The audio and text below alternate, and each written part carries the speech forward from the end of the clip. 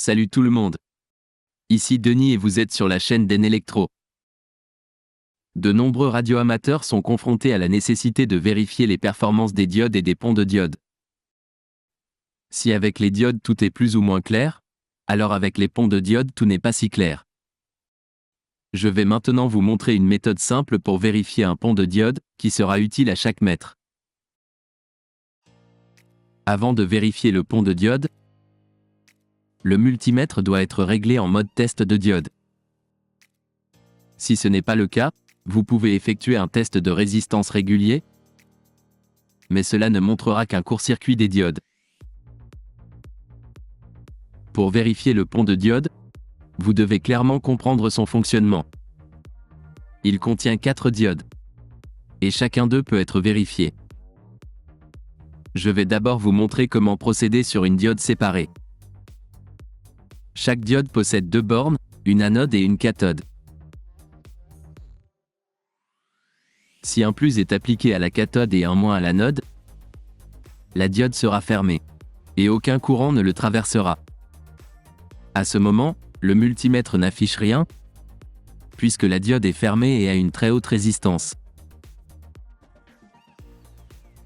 Lorsque j'échange les sondes et place la sonde positive rouge sur l'anode et la sonde négative noire sur la cathode, la diode s'ouvre, et le courant passera du plus au moins. Le multimètre affichera la chute de tension minimale. Pour cette diode, c'est 450 mV. Si la diode est cassée, un court-circuit apparaîtra lors du test dans les deux sens. Si la diode a un circuit ouvert, le multimètre affichera une résistance infiniment élevée dans les deux sens. La diode ne sera pas testée. Avec une diode, tout est clair. Vous pouvez désormais passer à des tâches plus complexes, à la vérification du pont de diode.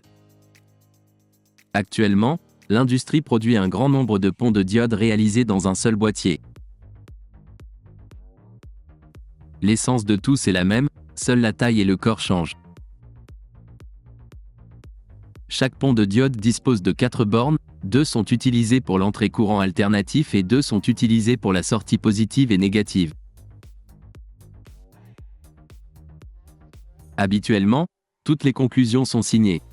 L'entrée courant alternatif est indiquée par un tilde.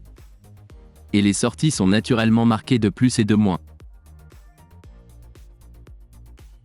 La vérification du pont de diode commence par l'application de la sonde rouge au plus et de la sonde noire au moins. Dans cette position, toutes les diodes sont fermées, le courant ne passe nulle part et donc le multimètre n'affiche rien. Ensuite, je vérifie les entrées négatives et courants alternatifs. Le multimètre restera silencieux. Ensuite, je regarde de la même manière concernant le plus des entrées courants alternatifs.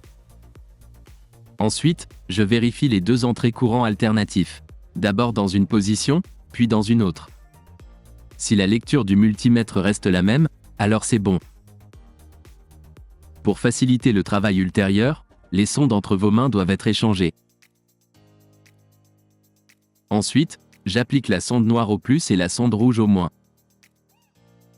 Le multimètre commence à afficher un si grand nombre. Cela représente le double de la chute de tension entre 2 diodes connectées en série. Il serait plus juste de dire que nous testons désormais non pas 2 diodes, mais 4. Puisque les diodes dans cette position sont non seulement en série, mais aussi en parallèle.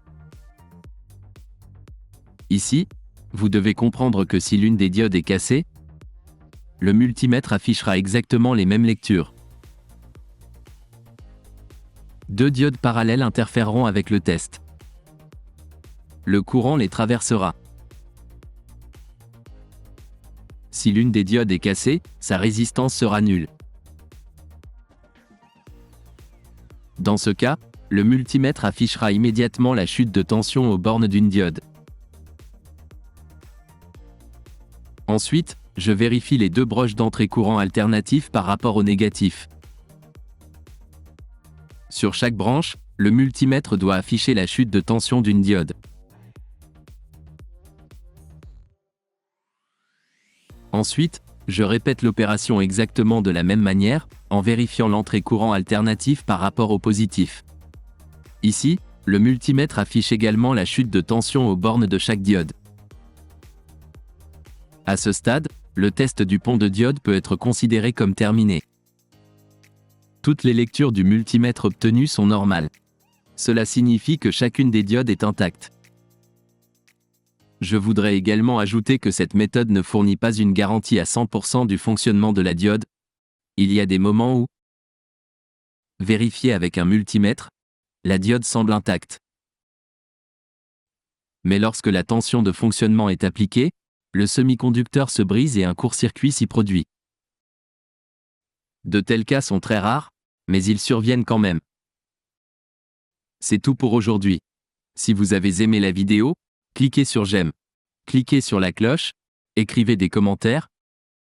Si vous n'êtes pas encore abonné, assurez-vous de vous abonner et au revoir à tous.